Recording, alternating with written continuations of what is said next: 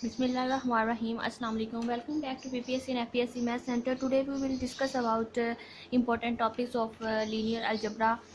Linear algebra कैसे और कौन से टॉपिक्स इंपॉर्टेंट है पीपीएससी एफपीएससी मैथमेटिक्स के लिए अगर आप तैयार करते हैं तो कौन कौन से टॉपिक्स इंपॉर्टेंट हैं, कौन कौन से कैसे तैयार करने चाहिए और किस तरह से तैयार करने चाहिए और कैसे उसके मतलब नोट्स वगैरह बनाएं, उसका आज सारा हम एनालाइज करेंगे सब कुछ ही। और अगर हम चलें स्टार्ट करते हैं the important topics of linear algebra. Linear algebra के बाद हम टारगेट है मेरा abstract algebra. Important topics discuss करने के बाद मेरा इरादा है कि उन पे जो टॉपिक्स इंपॉर्टेंट टॉपिक्स हैं उनके साथ साथ वीडियोस भी उनकी इंपॉर्टेंट टॉपिक्स पे बनाई जाए, इंशाल्लाह वो भी सब कुछ होगा। तो देखते हैं कि लीनियर अलजेब्रा में इंपॉर्टेंट टॉपिक्स कौन से हैं, उनको कैसे कैसे किस तैयार करना चाहिए, क्योंकि मैंने पास्ट पेपर सॉल्व किए हैं तो कुछ आइडिया लगाया है कि लीनियर अलजेब्रा में कौन से टॉपिक इंपॉर्टेंट है और किस तरह से क्वेश्चन किए जाते हैं और कैसे तैयार करने चाहिए।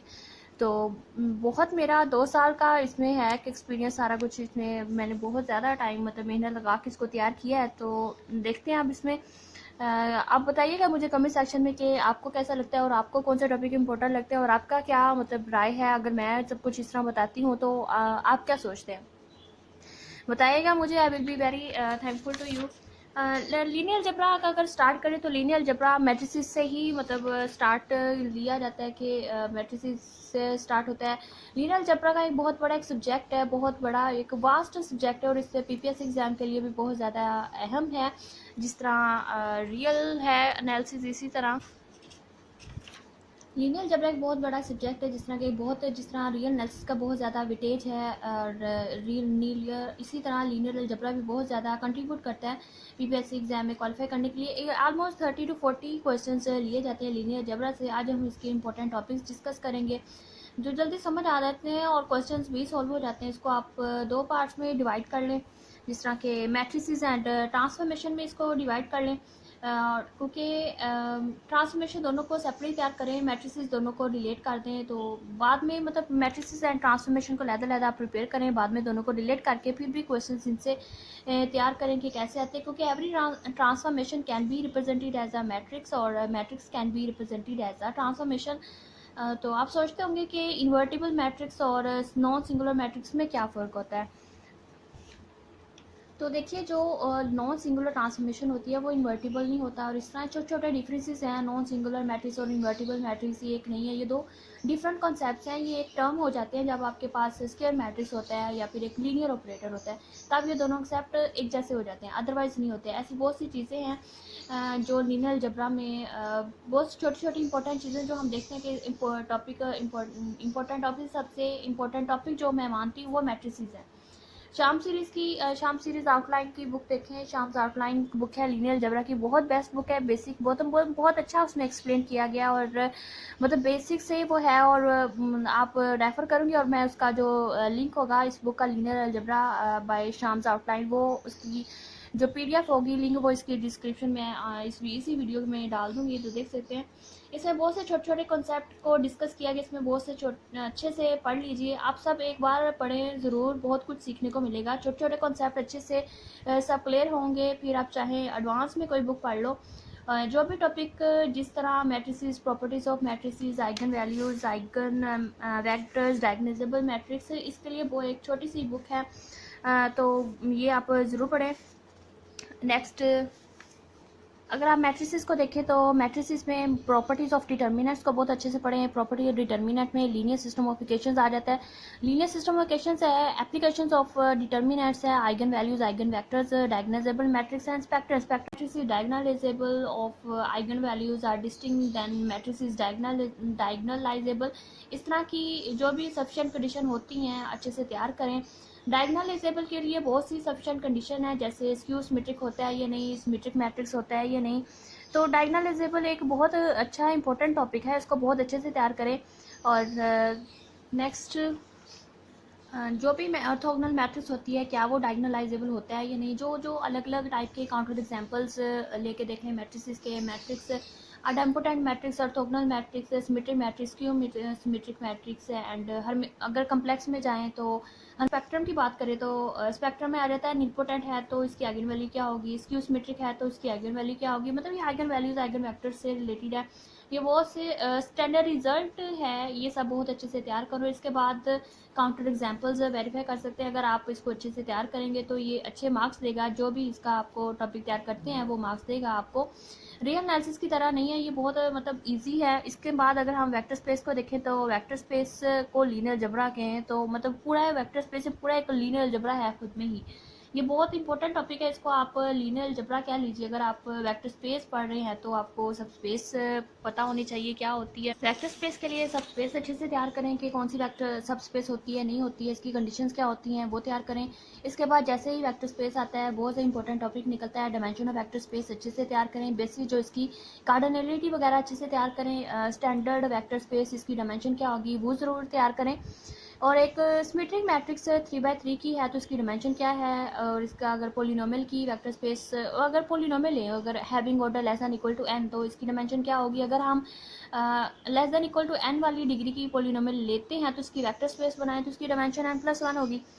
और सिमेट्रिक मैट्रिक्स 3x3 है तो उसकी सिमेट्रिक हो मैट्रिक्स हो तो इसके लिए क्या डायमेंशन होगी। पार्टिकुलर n के लिए कर ले, n×n अगर के लिए देखें तो पार्टिकुलर n के लिए करें पता तो इसकी डायमेंशन क्या होगी। डायमेंशन वेक्टर स्पेस की बहुत अच्छे से इसकी लॉजिक क्लियर हो सारी आपको। फिर नेक्स्ट लीनियर डिपेंडेंट और इंडिपेंडेंट मतलब बेसिस डायमेंशन है जो सब स्पेसिस आपको अच्छे से तैयार होनी चाहिए। नेक्स्ट LD और LDI मतलब linear dependent and linear independent, बहुत सारे इसके कॉन्सेप्ट स्टैंडर्ड डेफिनेशन मतलब लोग क्या करते हैं कि इसकी एक लाइन की डेफिनेशन तैयार कर लेते हैं कि आल स्केलर्स इक्वल टू 0 और non zero to what condition. तो एक लाइन की डेफिनेशन के साथ तो ये मतलब नहीं, इसको प्रैक्टिस करें, आप क्वेश्चंस लें इसको प्रैक्टिस करें जो क्योंकि practice makes a man perfect. आप जितनी ज़्यादा प्रैक्टिस करेंगे उतना मतलब आपके ग्रिप आएगी इन कॉन्सेप्ट्स पे। अभी तक हमने क्या पढ़ा कि मैट्रिसेस आप लीनियर अलजेब्रा का देख लें, इसमें प्रॉपर्टीज ऑफ डिटर्मिनेंट्स देख लें, वेरी इंपॉर्टेंट है। Eigenvalues, eigenvectors, diagonalizable matrix and spectrum में आइगन वैल्यूज आइगन वेक्टर्स आ जाती हैं, इम्पोर्टेंट आइडेम्पोर्टेंट मैट्रिक्स वगैरह। एंड वेक्टर स्पेस लें तो उसमें subspace, basis dimension and linear dependent and independent vectors आ जाते हैं। वैसे जो एक लाइन की डेफिनेशन की जाती है लीनियर डिपेंडेंट और इंडिपेंडेंट की, वो ये डेफिनेशन आपको ओडी एंड पीडी में भी काम आ जाती है। इसके बहुत अच्छे से तैयार करें, आपको दो फंक्शंस में भी पूछा जा सकता है कि वो लीनियर इंडिपेंडेंट है या डिपेंडेंट। ये सारे टॉपिक अगर अच्छे से तैयार हों तो वेक्टर स्पेस हो जाता है मुकम्मल तैयार। इसके बाद जो नेक्स्ट है टॉपिक, इसके बाद इंपॉर्टेंट टॉपिक है ट्रांसफॉर्मेशन का, क्योंकि every transformation can be represented as a matrix and every matrix can be represented as a transformation. तो दोनों को मतलब लहदा तैयार करें, फिर दोनों को रिलेट करके तैयार करें बहुत अच्छा सा। और मैट्रिसेस का मैंने सारा बताया कि मैट्रिसेस में कौन कौन सा करना है कि properties of determinants, eigen value, eigen vectors, diagonalizable matrix and spectrum vector space में आ जाएं तो बेसिस डायमेंशन पता होनी चाहिए। Standard basis and standard vector space की बेसिस एंड डायमेंशन कर लें अच्छे से तैयार, एग्जांपल्स करें। और लीनियर डिपेंडेंट इंडिपेंडेंट का अच्छे से तैयार करें। नेक्स्ट ट्रांसफॉर्मेशन पे आए तो ट्रांसफॉर्मेशन इसमें ट्रांसफॉर्मेशन से 100% क्वेश्चन पूछा जाता है कि linear transformation and linear operator क्या है। Linear operator is also a linear transformation but every linear transformation is not an operator. Transformation of matrices को रिलेट कीजिए क्योंकि every matrix can be written as a linear transformation and every linear transformation as a matrix. So जो topics आप matrices के लिए तैयार करें वही आप ट्रांसफॉर्मेशन के लिए तैयार कर लें। सिंगुलर है, नॉन सिंगुलर मैट्रिसेस है, इन्वर्टिबल मैट्रिक्स है, आइगन वैल्यूज, ये सब लीनियर ट्रांसफॉर्मेशन में आ जाता है। और रैंक नलिटी थ्योरम और सेविस्टर्स लॉ इसमें अच्छे से तैयार करें। और जो भी टॉपिक आप मैट्रिसेस के लिए तैयार करते हैं वो इसके लिए तैयार करें। यहाँ भी आइगन वैल्यू आएंगी, यहाँ पे भी आइगन वेक्टर्स आएंगे, यहाँ पे भी आइगन स्पेस आएगी। और ये सारे singular, non singular, null space, invertible वो सब आएगा। ये सब लीनियर ट्रांसफॉर्मेशन के लिए भी करना है। रैंक नलिटी थ्योरम, सेविस्टर्स लॉ, ये सब बहुत अच्छा तैयार कीजिए। अगर आपके पास एक टी मतलब ट्रांसफॉर्मेशन दी गई है R³ to R³ अगर दी गई है तो मतलब, और एक ट्रांसफॉर्मेशन भी अगर, तो व्हाट इज़ द रेंज इसकी क्या है, what is the null space and fundamental theorem, यहाँ पे कर्नल क्या आएगा, होमोमॉर्फिज्म क्या आएंगे, इसका जो भी एब्स्ट्रैक्ट अलजेब्रा से लेकर आते हैं। चूँकि लीनियर ट्रांसफॉर्मेशन डिफाइन होगा, आप इसको इसकी रेंज, नल स्पेस वगैरह पता होना चाहिए, कर्नल क्या होगा वो पता होना चाहिए। या आपको एक लीनियर ट्रांसफॉर्मेशन अगर डिफाइन करके दें, R³ लिया है तो TXY इज इक्वल टू एक लीनियर ट्रांसफॉर्मेशन डिफाइन होगा, ये सिंगुलर है या नॉन सिंगुलर है आपको पता ये होना चाहिए। अगर आपको सफिशिएंट कंडीशन या रिजल्ट पता है तो इसको काउंटर एग्जाम्पल करके तैयार करें। सोल्व ट्रांसफॉर्मेशन करके देख लें। अगर आपको पता चलेगा कि क्या हो रहा है, फिर आप इसकी आसानी से एनालाइज कर सकते हैं कि क्या कैसे होता है। इसकी counter examples, definitions, sufficient conditions वगैरह को अच्छे से प्रिपेयर करें। और next, non singular, singular matrix, invertible and canonical forms के लिए अगर आप जॉर्डन कोनिकल फॉर्म तैयार करते हैं, जॉर्डन कोनिकल फॉर्म के लिए आपको maximal polynomial and characteristic polynomial भी तैयार करिए। बहुत छोटे छोटे ये रिजल्ट हैं जो, लेकिन बहुत इंपॉर्टेंट है। लेकिन आप ये सारे टॉपिक्स पढ़ के आए, बहुत अच्छे रिजल्ट मिलेंगे। इसको बहुत मतलब शॉर्ट नोट्स बनाते जाएं साथ साथ, जो आपको रिवाइज कर सकते हैं पेपर के लिए। ये सब टॉपिक्स सजेस्ट करती हूँ, तैयारी करें, बहुत अच्छे से तैयारी करें ये सब टॉपिक्स, और साथ साथ नोट्स बनाते जाएँ। जैसे ही कोई एग्ज़ाम आए तो आप मतलब एक दफ़ा रिवाइज कर लें। खुद के बनाए हुए नोट्स जल्दी समझ आ जाते हैं और कम टाइम में मतलब सारा अच्छे से तैयार हो जाता है। और शॉर्ट नोट्स बनाएं विद ट्रिक्स, इसके जो भी साथ साथ बनाते जाएं, और बहुत अच्छे मतलब बन सकते हैं नोट्स इसके। अगर आप जॉर्डन कोनिकल फॉर्म करते हैं तो इसके लिए आपको मैक्सिमल पोलिनोमियल पढ़ना होगा, कैरेक्टरिस्टिक पोलिनोमियल पढ़ना होगा। ये जॉर्डन का जो ब्लॉक होता है, highest order of Jordan block क्या होता है वो आपको पता होना चाहिए। ये लीनियर जबरा के मोस्ट इंपॉर्टेंट टॉपिक्स हैं, जो आप पीपीएससी या कोई भी एफपीएससी या पीपीएससी कोई भी एग्जाम के लिए अगर तैयारी कर रहे हैं तो ये मोस्ट इंपॉर्टेंट टॉपिक्स हैं।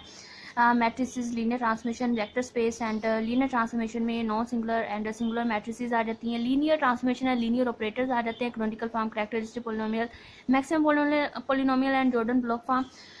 ये मोस्ट इंपॉर्टेंट टॉपिक्स इनको अच्छे से तैयार करें, काउंटर एग्जाम्पल, सफिशिएंट कंडीशंस के साथ, और अच्छे अच्छे इनके नोट्स बनाएं शॉर्ट ट्रिक्स के साथ। मतलब इनके प्रूफ करने की इतनी ज़्यादा ज़रूरत नहीं है, बस एग्जाम्पल्स और काउंटर एग्जाम्पल्स लेके अच्छे से तैयारी करें और नोट्स बनाएं। और इसकी जो इंपॉर्टेंट बुक्स हैं लीनियर अलजेब्रा, जैसे कि शाम्स आउटलाइन की है, वो मैं इसकी पीडीएफ, मेरे पास 4-5 बुक्स हैं वैसे लीनियर अलजेब्रा की, वो मैं डाल देती हूँ। कुछ नोट्स भी हैं और मेरे अपने तो नहीं लिखे हुए, लेकिन वो मेरे पास हैं कुछ भावन के या लीनियर शाम्स के, कुछ डिप्स के बहुत अच्छे मेरे पास नोट्स हैं लीनियर अलजेब्रा के बहुत ज़्यादा। मतलब वो लोग उनको शेयर कर रहे हैं, बहुत ज़्यादा उनको डिस्कस किया जा रहा है। डिप्स के, लीनियर अलजेब्रा के नोट्स हैं, शाम्स के बहुत ज़्यादा मतलब ट्रेंडिंग में जा रहे हैं वो नोट्स। उन जो मेरे पास 5-6 बुक्स हैं लीनियर अलजेब्रा की, वो सारी उनकी पीडीएफ मैं डिस्क्रिप्शन में डाल दूँगी लिंक्स, तो वो आप देख सकते हैं। बहुत अच्छे से तैयारी कीजिए और अपनी दुआ में याद रखिएगा। इंशाल्लाह you can qualify, you can also do. और best of luck and thank you so much.